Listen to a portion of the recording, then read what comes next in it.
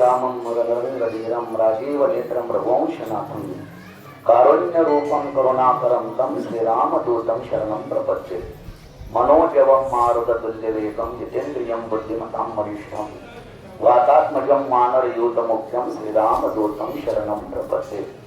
या ठिकाणी प्रभू रामचंद्र हनुमान भगवान यांना साष्टांग प्रणिपात करून या ठिकाणी आपल्या अल्पशा वेळेमध्ये आता सांगायला अशा वेळेत बसवले की अशी भूक लागलेली आहे आणि 2च्या दरम्यान आहे म्हणून बाबा महाराजांच्या विनंतीला मान देऊन या ठिकाणी युद्धाचा प्रसंग सुरू आहे आणि युद्ध प्रसंग सुरू असताना यज्ञामधून आपण सर्व या ठिकाणी गोष्टी ऐकलेल्या आहेत। इंद्रजित किती सामर्थ्यशाली आहेत हे पण आपण ऐकलेले आहे। अदृश्य बाणामध्ये अदृश्य गतीमध्ये आणि अदृश्य असताना त्या ठिकाणी ते पुढच्यावरती आक्रमण करतायत बाण सोडतायत पण ते बाण काय आता त्या ठिकाणी वानरांना कोणाला दिसत नाही कोणालाच त्या ठिकाणी दिसत नसताना ते बाण त्यांना लागण्याचा प्रयत्न होतोय आणि अशा पद्धतीने त्या ठिकाणी युद्धाचा प्रसंग सुरू आहे। आतर्के ब्रह्म वरद विंदार नदीसे यौदा नदी सती बांगार आदृश्य शेस्त्री वानरगण शरबंदनी जान वांदिरे अशा पद्धतीने त्या ठिकाणी अदृश्य पद्धतीने हे युद्ध त्या ठिकाणी इंद्रजित करतायत अदृश्य पद्धतीने त्या ठिकाणी बाण मारण्याचा प्रयत्न करतायत आणि अदृश्य पद्धतीने त्या ठिकाणी आता अनेक प्रकारचे त्या ठिकाणी फासे टाकून त्यांना बांधण्याचा प्रयत्न होतोय। मंत्र अस्त्र ब्रह्मास्त्र देवो मिळून तिहीचा समुदाय कपी शरबंदी बांधिले पाहो सांगे रघुराव सुमित्रा। आता काय असायचं पहिल्या काळामध्ये किंवा पश्चात त्या ठिकाणी युगामध्ये मंत्राची ताकद खूप होती महाराज। मंत्र सगळे मंत्राचे बाण आणि त्या मंत्राची शक्ती एवढी आघात होती त्याच्यामध्ये काही पाश होते त्या पाशामध्ये त्या ठिकाणी मंत्राच्या बांधलं जायचं। साधूंकडे मंत्राची ताकद जास्त असते म्हणून त्याला अस्त्र सांभाळायची गरज नसते। अलग लक्षामध्ये साधूकडे त्याचं ज्ञानोत्तर खूप गोड चिंतन करतात महाराज की मंत्र्याची वैरीमध्ये तरी का बांधावी कटारे रोग काय दूध साखरे तरी लिंब का प्यावा रोग जर दूध आणि साखरेचा असं तर कडुलिंबाचा पाला प्यायची काय गरज आहे आणि शत्रू जर त्या ठिकाणी मंत्री मदत असेल तर पिस्तूल तलवार नामकोण शस्त्र वागवायची काय गरज आहे। त्या काळामध्ये अस्त्रशस्त्रापेक्षा मंत्राची ताकद खूप होती। मंत्र म्हटलं की ते शस्त्र प्रगट व्हायचं आणि त्या शस्त्राला मंत्राद्वारे त्या ठिकाणी अनेक वानरांना त्या पाशामध्ये बांधण्याचं काम केलं। ब्रह्मवरद बाणधारा शरबंदी बांधल्या वानराय मुख्य उरल्या 2 धुरा बांधावया शरा वर्षत। अशा पद्धतीने बरेच वानर त्या ठिकाणी ब्रह्मपाशामध्ये बांधून टाकण्यात आले महाराज।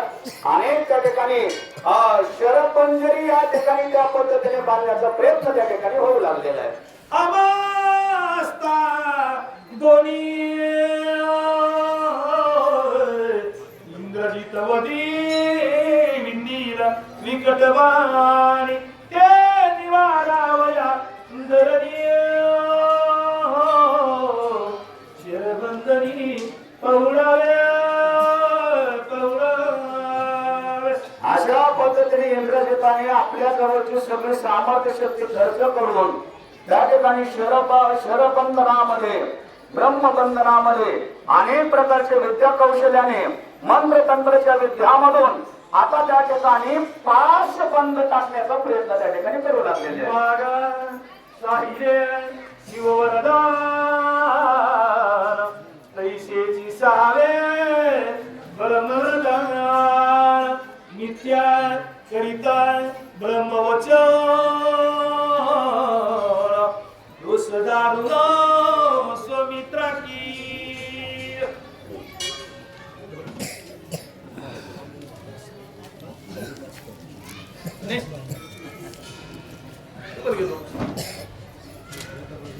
एवढी एक सांगा काय करिता नये ब्रह्मवचन दोष ब्रह्महत्ये समान या लागी ब्रह्मवरदान सोयापन पाळलं. अशा पद्धतीने ब्रह्मदेवाचं वचन जर आपण पाळलं नाही तर त्या ठिकाणी ब्रह्महत्येसारखं पातक लागू शकतं. अशा पद्धतीने ब्रह्मदेवाचं वचन ब्रह्मदेवाने दिलेलं जे वरदान आहे त्या पद्धतीने ते पाळलं गेलं जात होतं महाराज.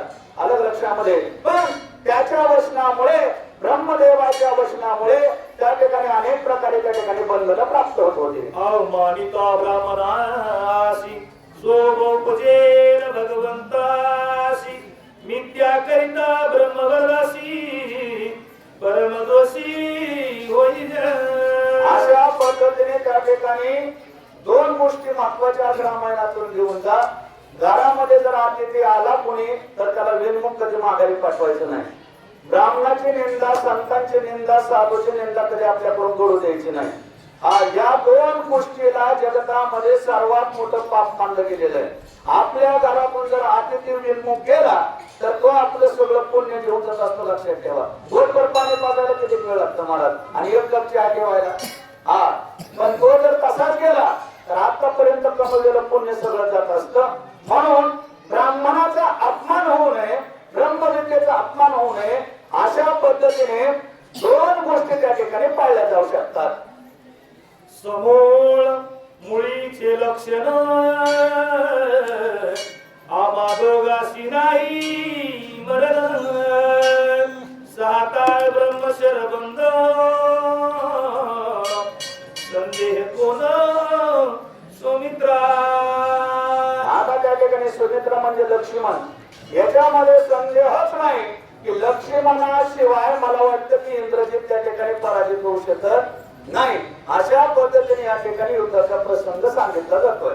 ऐकता श्रीरामाचे वचन